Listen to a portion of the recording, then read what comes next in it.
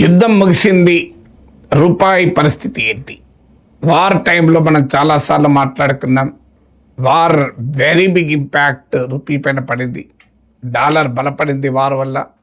Energy prices బాగా పెరిగాయి, supply chains disturb అయ్యాయి. దీంతో రూపాయి వీక్ అవడం బాగా ఎక్కువైపోయి ఒక దశలో $97 పర్ బ్యారెల్ చేరుకుంది. ఎనీ మూమెంట్ సెంచరీ కొట్టవచ్చని కూడా చర్చలు జరిగాయి. కానీ ఇప్పుడు మళ్ళీ కాస్త ఈ వార్ ముగిసాక ఇంప్రూవ్ అయింది. ఇప్పుడు ట్యూస్డే నాటికి 94.74 చేరుకుంది. నియర్లీ బిలో 95 రూపీస్ ఉంది. సో రూపాయి పరిస్థితి ఏంటి, ఎందుకు ఇంప్రూవ్ అవుతుంది కాస్త అంటే ప్రధానంగా వార్, వెస్ట్ ఏషియా వార్. ఈ అమెరికా ఇరాన్ల మధ్య డీల్ కుదరడము, 60 డేస్ వరకు మీకు శాంక్షన్స్ ఇరాన్ పైన ఎత్తివేయడము, పర్మనెంట్ పీస్ డీల్ కూడా కుదురుతుందన్న వార్తలు రావడము, స్ట్రెయిట్ ఆఫ్ హార్మోజ్ ఓపెన్ కావడము, దీంతో గ్లోబల్ ఆయిల్ సప్లైస్ ఈజీ అయ్యాయి.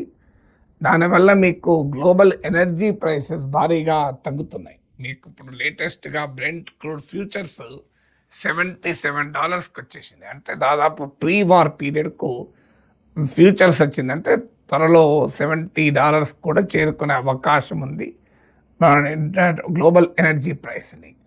సో అందువల్ల మన ఎనర్జీ ప్రైసెస్ ప్రపంచ మార్కెట్లో తగ్గితే మన రూపీ పైన ప్రెషర్ తగ్గుతుంది. ఎందుకంటే మనము భారీగా ఇంపోర్ట్ చేసుకుంటాం. మన దేశ ఇంధన అవసరాలు, క్రూడ్ అవసరాల్లో 88.6% మనం దిగుమతులపైన ఆధారపడుతున్నాం. సో దాంతో మనం భారీ ఎత్తున డాలర్లు ఖర్చు పెట్టాల్సి వస్తుంది. కనుక డాలర్ రూపీ డిమాండ్ సప్లైలో వచ్చే చేంజెస్ వల్ల రూపీ పతనం అవుతూ ఉంటుంది. సో రెండవ డైమెన్షన్ మనం చెప్పింది, ఫారిన్ ఇన్వెస్ట్మెంట్లు దేశం విడిచి వెళ్ళిపోతున్నాయి. ఇది ఈవెన్ వార్ కన్నా ముందు నుంచి కూడా ఈ ట్రెండ్ కంటిన్యూ అయింది. నేను ఇతర వీడియోలో చాలాసార్లు చెప్పాను. కానీ ఈ వార్ వచ్చాక ఈ పరిస్థితి మరింతగా పెరిగింది. ఎందుకంటే జియో పొలిటికల్ అన్సర్టనిటీస్ ఉన్నప్పుడల్లా ఫారిన్ ఇన్వెస్ట్మెంట్ మదర్ మార్కెట్ అంటే అమెరికన్ మార్కెట్ వైపు ప్రయాణం చేస్తాయి. సేఫ్ హ్యావెన్స్ అంటారు. అందువల్ల మన దేశం నుంచి ఎఫ్డిఐలు, ఎఫ్పిఐలు అవుట్ఫ్లో పెద్ద ఎత్తున తిరుగు ప్రయాణం మొదలైంది. కానీ ఈ లాస్ట్ వీక్ మాత్రం కాస్త ఈ వార్ క్లోజ్ అవుతున్న సమయంలో $2.2 బిలియన్ నెట్ ఇన్ఫ్లో ఉంది. అవుట్ఫ్లో కాకుండా పాజిటివ్లో ఉంది. $2.2 బిలియన్ నెట్ ఇన్ఫ్లో ఉంది. సో ఈ రెండు పాజిటివ్ అంశాలు. అంటే వార్ ఇంపాక్ట్ కాస్త రూపీకి అనుకూలంగా ఉంది. కానీ కేవలం వార్ పైన రూపాయి ఆధారపడదు. మనకు విచిత్రం ఏంటంటే డాలర్ లాస్ట్ ఇయర్ అంతా వీక్ అయినప్పుడు రూపాయి పతనమైంది. ఇప్పుడు వార్ పుణ్యమాన్ని డాలర్ బలపడుతున్నప్పుడు కూడా రూపాయి వీక్ అయింది. అందువల్ల డాలర్ వాల్యూ కూడా ఇక్కడ కీలకం. సో ఇప్పటికీ డాలర్ ఇంకా బలంగా ఉంది. ఎందుకంటే అమెరికన్ ఎకనామిక్ డేటా చాలా బలంగా ఉంది. అలాగే ఫెడ్, అమెరికన్ సెంట్రల్ బ్యాంక్ అయిన federal reserve fed interest rates హైలో ఉంచుతుంది అని వార్తలు వస్తున్నాయి. ఇంట్రెస్ట్ రేట్స్ హైలో ఉంటే డాలర్కు డినామినేటెడ్ అసెట్స్, డాలర్ రూపంలో దాచుకున్న వాటికి ఆదాయం ఎక్కువ ఉంటుంది. కనుక ఎప్పుడు కూడా అమెరికాలో వడ్డీ రేట్లు ఎక్కువ ఉంటే డాలర్లు మన దేశం నుంచి అమెరికాకి వెళ్ళిపోతూ ఉంటాయి, ఎమర్జింగ్ మార్కెట్స్ నుంచి. సో అందువల్ల అమెరికన్ ఫెడరల్ రిజర్వ్ కూడా ఇంట్రెస్ట్ రేట్ తగ్గించదు అని వార్తలు వస్తున్నాయి. కనుక ఎందుకంటే ఇంకా ఇన్ఫ్లేషన్ చల్లబడలేదు కనుక మీకు dollar still comparatively very strong.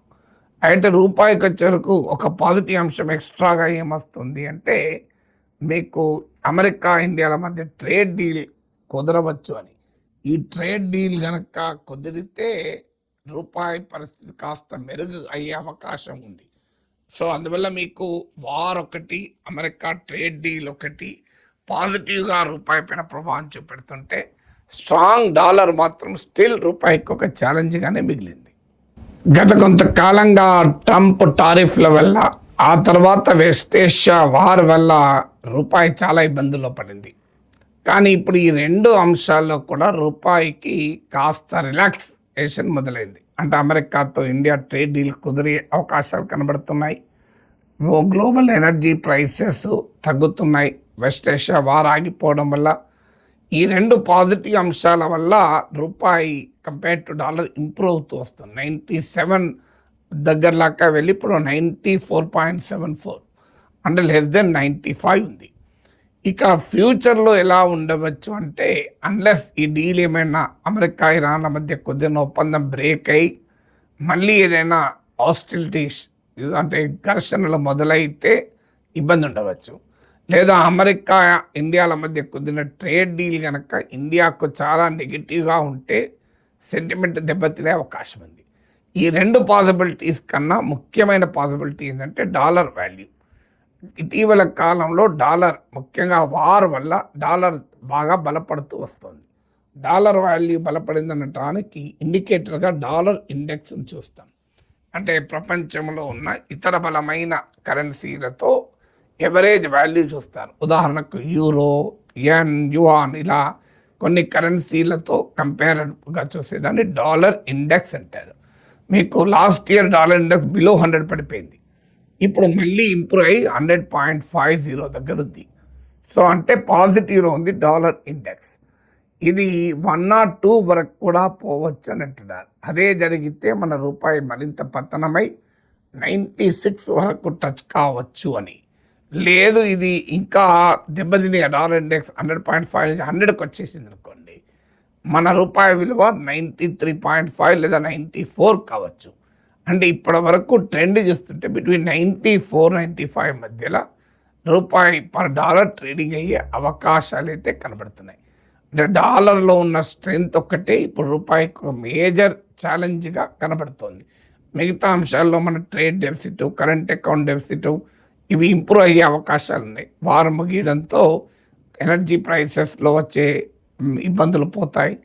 So ఈ ఛాలెంజెస్ పోతాయి కనుక ఇక మిగిలిన ఛాలెంజ్ల స్ట్రెంగ్త్ ఆఫ్ ద డాలర్ పెరుగుతున్న కొద్దీ అనివార్యంగా రూపాయి వీక్ కావాల్సింది, ఇంకో మార్గం ఉండదు.